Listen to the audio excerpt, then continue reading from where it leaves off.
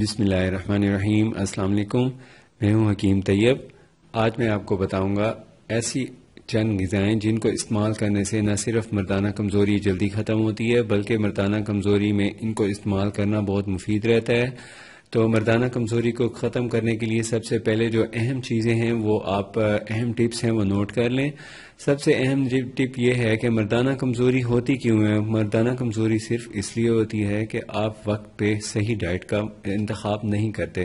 تو جو وقت پہ صحیح ڈائٹ کا انتخاب ہے، یہ آج کی ویڈیو یہی ٹپس آپ کو بتانے کے لیے بنائی گئی ہے کہ مردانہ کمزوری میں کس وقت کون سی ڈائٹ لینا مناسب ہوتا ہے۔ تو مردانہ کمزوری ہوتی کیوں ہے؟ ایک تو اوور ورک کی وجہ سے ہوتی ہے، دوسرا رات کی نیند کی کمی کی وجہ سے ہوتی ہے، اور تیسرا غذا کی کمی کی وجہ سے ہوتی ہے۔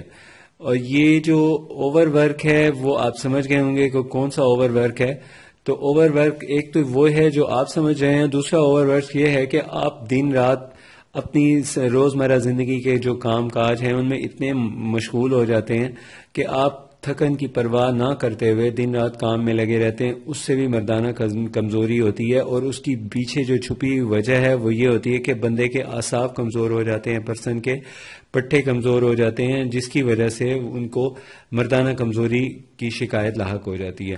تو مردانہ کمزوری کو ختم کرنے کے لیے سب سے اہم جو ٹپ ہے وہ یہ ہے کہ اپنے وقت پہ صحیح ڈائٹ کا انتخاب کریں۔ تو صحیح وقت پہ صحیح ڈائٹ کا انتخاب کرنے کا جو گر ہے وہ آپ کو دینے کے لیے یہ ویڈیو بنائی گئی ہے۔ اس ویڈیو کو لاسٹ تک ضرور دیکھیں۔ سب سے پہلے شروع کرتے ہیں کہ آپ کو کون سی ڈائٹ کس وقت لینی ہے۔ تو آپ مثال کے طور پہ جب کھانا کھا رہے ہیں ناشتہ کریں، اور رات کا کھانا ضرور کھائیں۔ دن کے دوپہر کے کھانے کی کوئی ضرورت نہیں ہے۔ آپ یقین کریں اس سے آدھا مردانہ کمزوری کا مسئلہ حل ہو جاتا ہے۔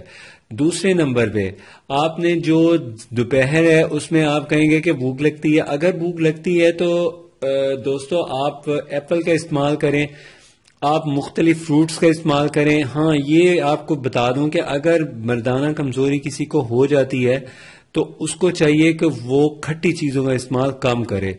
عام طور پہ جو صحت مند لوگ ہیں ان کو کھٹاس کا استعمال ضرور کرنا چاہیے، کیونکہ